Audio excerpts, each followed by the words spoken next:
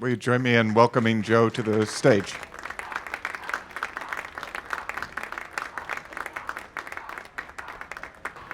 Hi, everyone. So I'm interested in why you decided that, it's not as if Whitey Bulger lacked publicity Yeah. or there weren't a lot of books and films and whatnot about him. Yeah. What was the angle that sort of interested you? Why did you think you could do something fresh? Yeah. Well, for the longest time, despite my fascination with the case, I never thought I had anything new to add. But I have long been fascinated as a guy who's done a lot of true crime, as somebody who has, looked into institutional corruption and when the justice system runs off the rails, as in Brothers Keeper and the Paradise Lost trilogy. The criminal justice system and its failings and true crime has long been a fascination of mine. So I've always followed the story and always have been fascinated by it. I mean, it's an irresistible narrative in many ways, on top of the Boston's criminal underworld for 25 years, not even stopped for a traffic ticket. Finally, under pressure from the Massachusetts State Police, he's indicted, but then the FBI tips him off and he goes on the lam. I mean, it's a great story. The other thing that has fascinated me over the years is I've never seen any contemporary gangster like this so pass into the popular myth-making machine and has been so mythologized and in some cases made into a hero by some. And, as you say, a dozen books have been written about him. Johnny Depp is shooting a movie right now based on one of the books called Black Mass. The Jack Nicholson character in The Departed was loosely based on Whitey Bulger. So I never thought I had anything to add because there's so much out there already. And Whitey was on the lam, and I figured he was never going to be caught, that the FBI had given him a free pass. But when it was announced that he was actually coming back to Massachusetts to stand trial in what promised to be probably the biggest legal proceeding, in Massachusetts history since, the 1920s Sacco and Vanzetti trial, I thought, okay, here is what I can do. Now I can add to what's out there by using the trial as a springboard to separate the man from the myth and to understand through the testimony that I hoped would happen, what enabled him? How was he allowed to exist? How could he kill so many people and succeed so spectacularly as a criminal? While under the gaze of the FBI. And so I thought finally there was a way for me to enter into the fray. And interestingly, the trial did not turn out to be that open investigation into the truth that I would have hoped, and that I think many longtime trial Bulger observers would have liked. The trial was very limited in scope. Bulger was not allowed to present a full defense. Questions about his claims of immunity were disallowed. Nobody from the Department of Justice was allowed to be called as a witness for Bulger, for his defense. And so that kind of informed the mission of the film, which was to air those questions that were suppressed at the trial.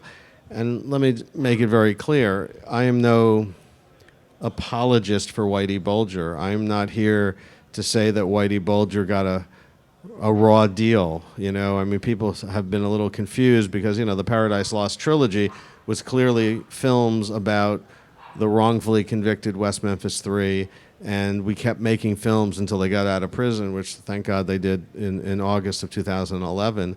The Bulger, situation is different. I'm not an advocate for Bulger. He's a brutal killer who deserves to be behind bars, but the citizens of Massachusetts and the families of his victims deserve to know the truth about how the FBI and the Department of Justice potentially, because I don't know if it's true or not, but potentially played a major role in protecting him and allowed him to kill. In what ways did you feel like the trial, by being limited in its scope, presented a kind of interrogation of the sort that you're talking about. Prevented people from raising some of the issues. Well, that you're discussing. the most obvious issue is that prior to the start of the trial, the judge, Denise Casper, disallowed Bulger's ability to present his immunity claim. As we later learned, he claimed that the reason the FBI and the Department of Justice never indicted him was that he had an arrangement with the then prosecutor, the head prosecutor in Boston, a guy named Jeremiah O'Sullivan. And in the mid-'80s, the Boston office of the FBI and the Department of Justice was very involved in bringing down the Italian mafia. And they brought down the Italian mob, and O'Sullivan, according to Bulger, was concerned about a retaliatory assassination of O'Sullivan, that the mob was going to hit him back. And so, because generally speaking, mob hits in the Boston area were done by the Winter Hill Gang, Whitey could have afforded him some protection. And so they, according to Bulger, made this personal pledge to one another.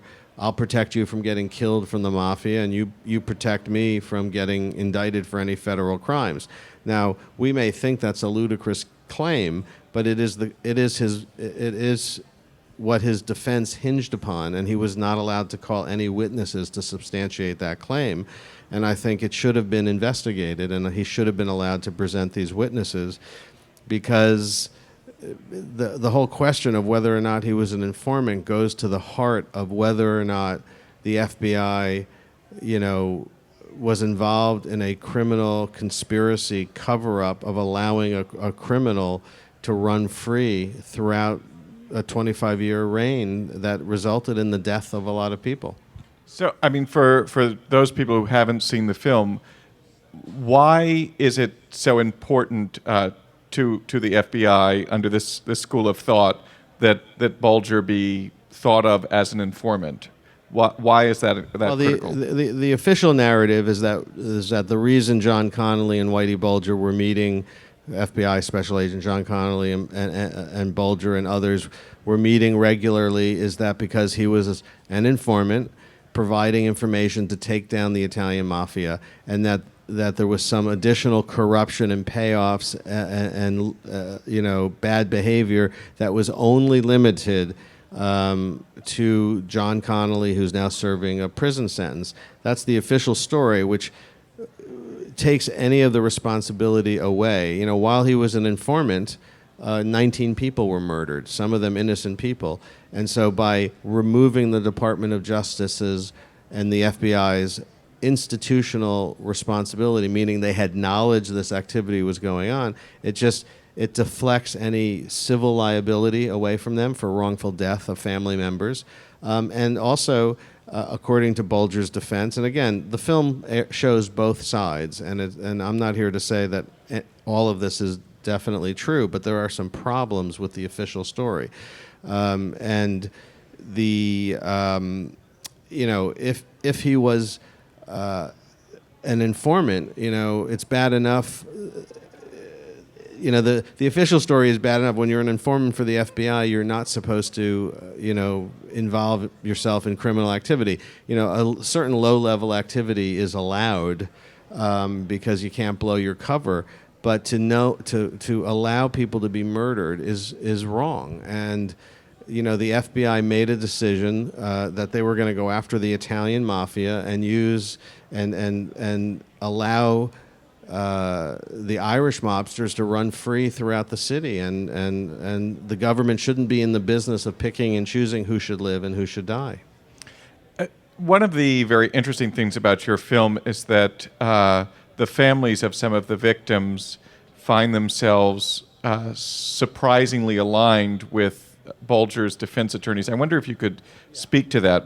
Yeah, how did that happen? It was I've covered a lot of trials over the years, and I was fascinated by the idea that the victims' family members were cheering on the defense attorney for Bulger, because Jay Carney and Hank Brennan during cross-examination were asking hard questions that goes to the heart of the actual relationship that Bulger had with the Department of Justice and the FBI. And the families were thankful that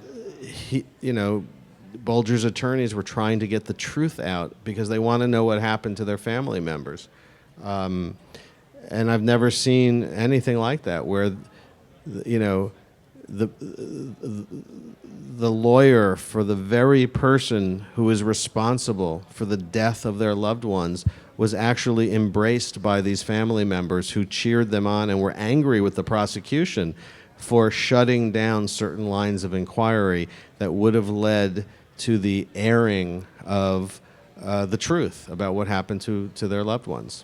And how were those frustrations chronicled in the local media? How was the trial covered in Boston? Were these issues that you raise in your film being raised by the Globe, the Herald, local papers, and radio? And well, whatnot? one of the things that surprised me and disappointed me is that a lot of the local media treated these issues, and a lot of these journalists are excellent journalists, have worked on this story for years, have done a lot of fine work, so it's tough for me to come in and criticize as an outsider and someone who's new to the story. But as an outsider and someone who's new to the story, perhaps I was coming at it with a fresh set of eyes. And I think there was an unwillingness by the local media to take seriously any of these troubling claims that he might not have been an informant, and that the level of responsibility goes way beyond John Connolly and his corrupt supervisor, John Morris. The idea that Bulger might have had an immunity deal and the fact that that was disallowed to be argued at trial, I think should have provoked an outrage by the local media. They should have agitated for and been huge supporters for the idea that Bulger should be allowed to present whatever kind of defense he wants to present. That's a bedrock principle, regardless of who the person is. A bedrock principle of our democracy is that you should be allowed to present whatever witnesses you want and to present a full and meaningful defense, and that was not afforded Bulger. And I thought the Boston media was not outraged enough about that. And the allegations that Bulger might not have been an informant were dismissed by much of the local media as just a sideshow, dismissed out of hand, scoffed at. And you have to wonder, is it because their journalistic standards have determined that through all their research that there's just not a possibility that Bulger was an informant? Or is it because these are the very same reporters who have published books about the conventional story, which is that he was an informant? They have profited from this narrative. Movies are being made off this narrative. And is there a conflict of interest there? That's for the audience to decide. This is sort of a leading question because I know what their response has been, but what has the response been from folks like Kevin Cullen and the fellow who wrote Dick Lair? Yeah, Dick Lair. It is a leading question because the general. We had a screening in Boston. This film premiered at the Sundance Film Festival in January, and then Sundance selects a handful of films, 9 films out of the 130 or so films. They have this thing called Sundance USA, and they pick one film to go to one city for one screening, and they do that for 9 films.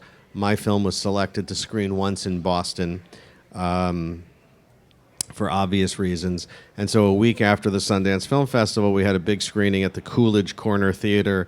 I invited all the participants in the film to attend the screening, and a number of them to participate in a panel. I'm not afraid of both sides and having a debate.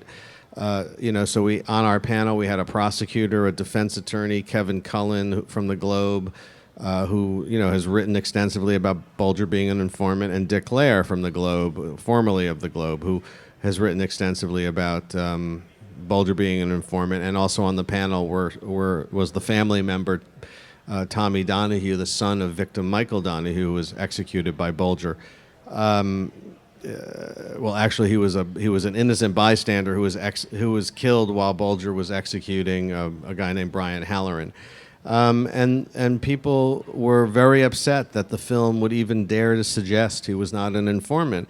And I was labeled as being intellectually dishonest for having raised the possibility and giving it any airtime that Bulger might not have been an informant. And I found that reaction to be incredibly troubling and quizzical because, first of all, the film is called Whitey, United States of America versus James J. Bulger, because it's about the trial. And in the trial, the defense, raised the issue that Bulger was not an informant. And there was lots of testimony about that.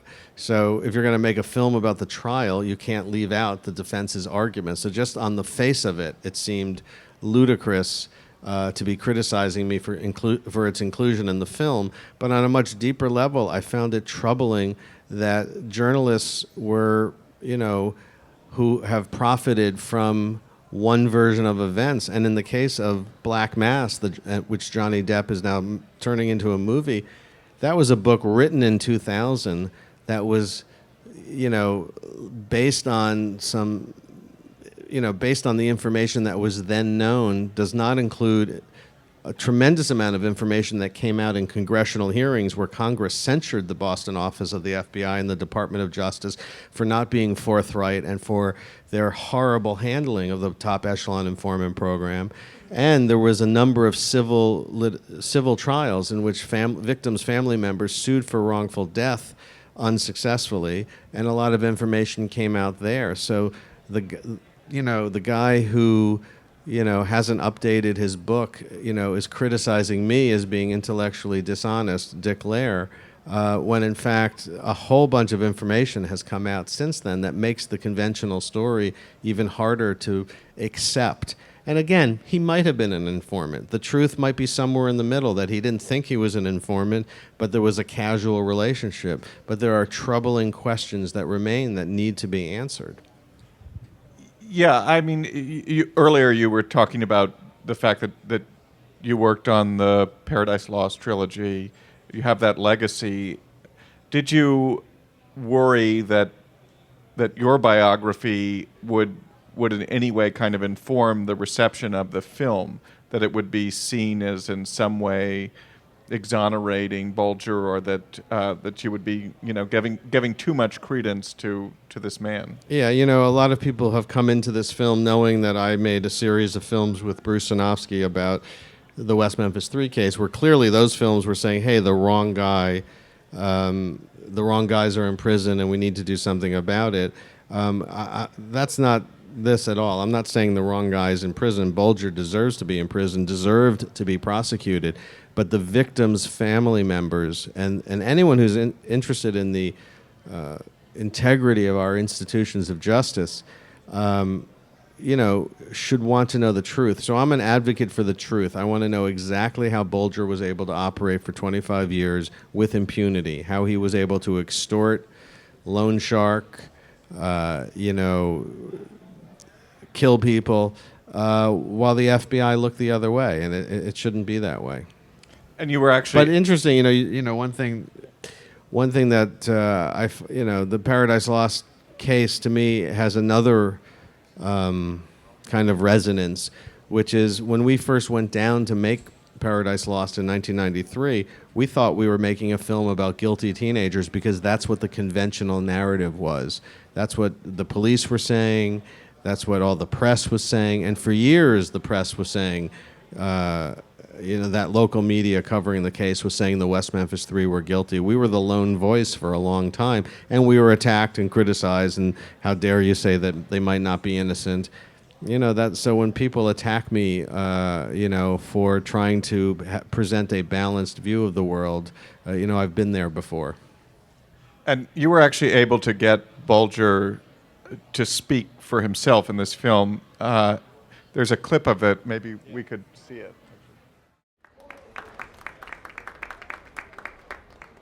I mean, that man's voice is really amazing. Yeah, no, I mean, to people who know the Bulger story or have followed it, it's actually quite a coup to have Bulger in the movie because, no one's really heard him speak. He didn't testify at trial.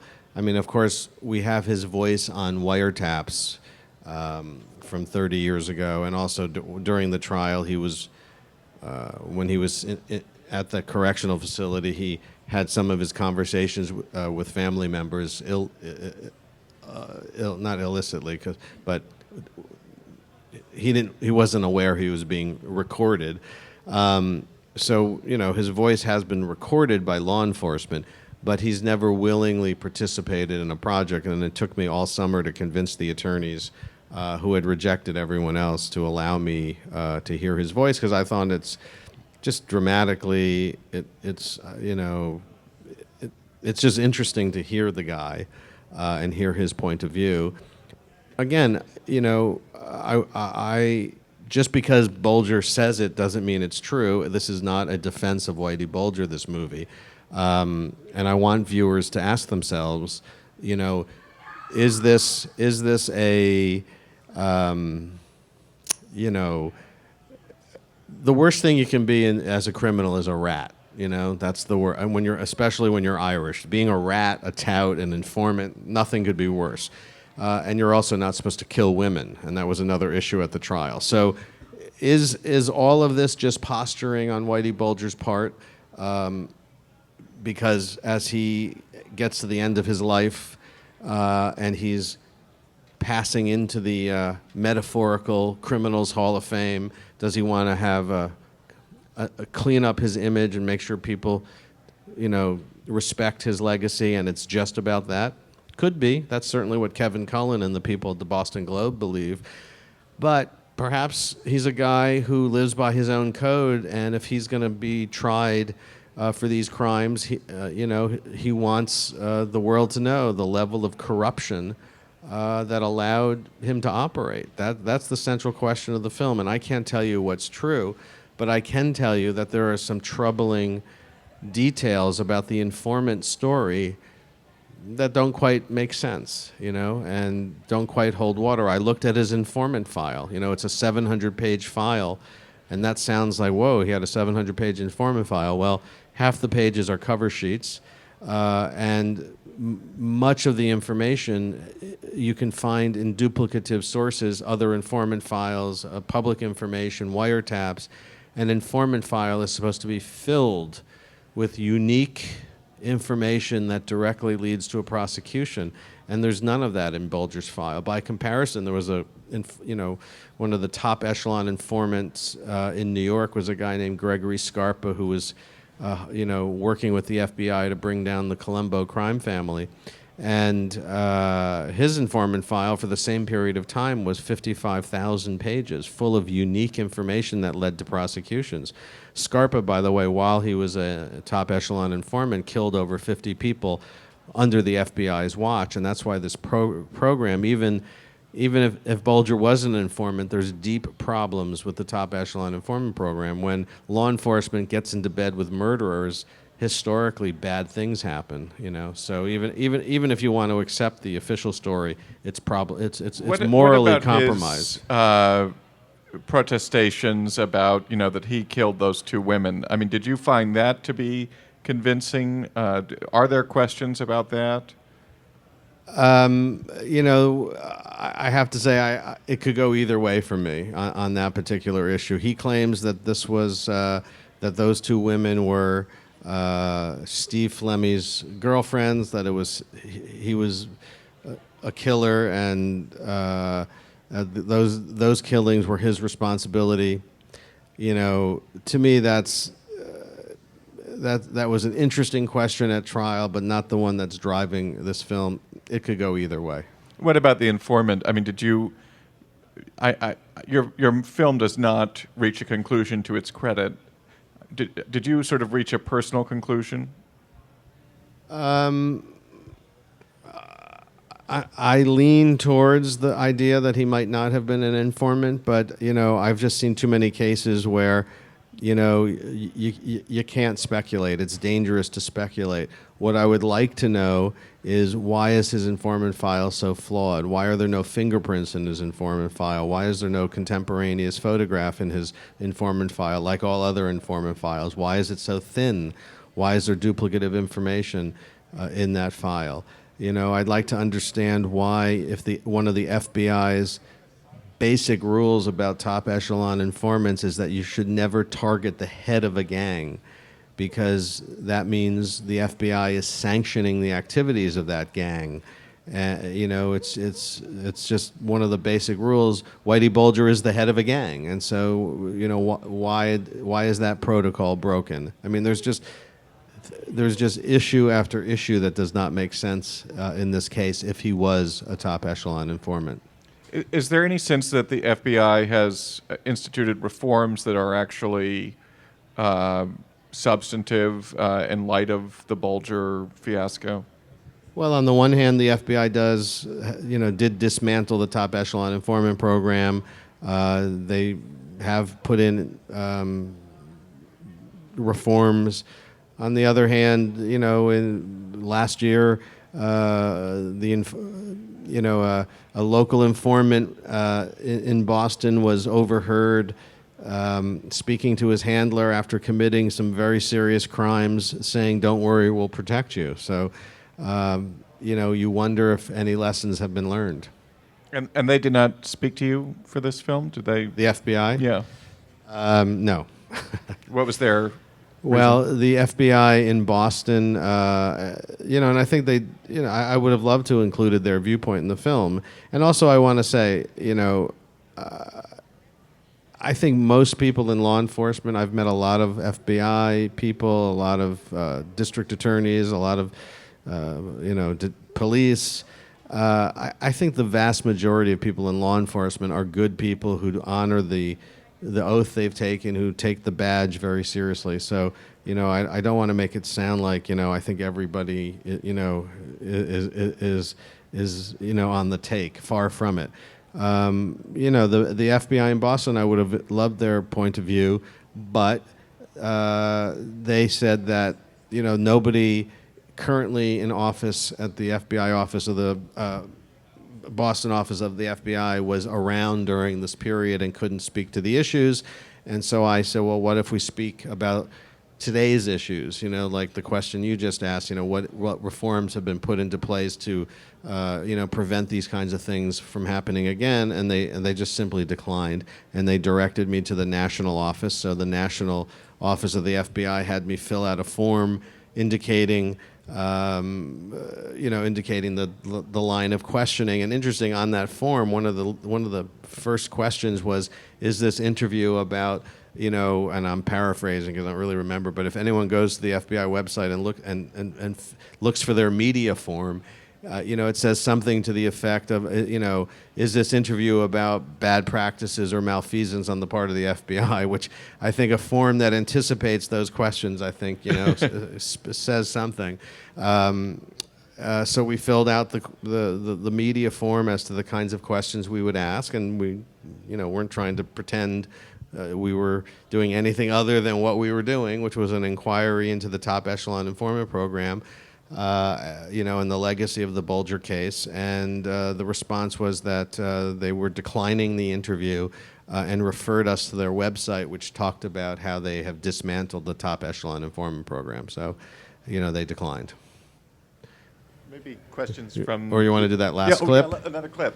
Because, here the U.S. attorneys, vehemently deny that he was not an informant. Let's open it up to questions from the audience.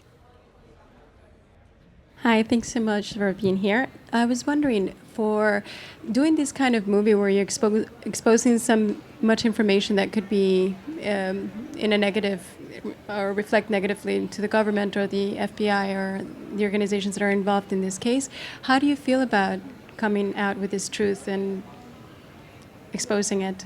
That's a good question. Do I worry about my personal safety or whether my tax returns will be audited, things like that? I just don't worry about those things. I think journalists have a responsibility to, expose the truth. And, I think this film presents both views. I mean, I think my approach to filmmaking is to raise the questions without definitively saying, that I know better than anybody else, and the film is really demanding an inquiry. So I think that approach, somehow I feel like I insulate myself from real problems, but I just don't worry about it. Although you were involved in a very lengthy and expensive legal case with Crude. I mean, Yeah. it's not as if you haven't had consequences. That's true. I made a movie about I made a film about a lawsuit in which the Amazonian indigenous people of Ecuador were suing Chevron because they claimed that Texaco, which Chevron bought in 2001, but Texaco in the late 60s through the early 90s used very antiquated oil drilling practices and polluted the region, was the claim of the lawsuit. And so I made a film about that lawsuit.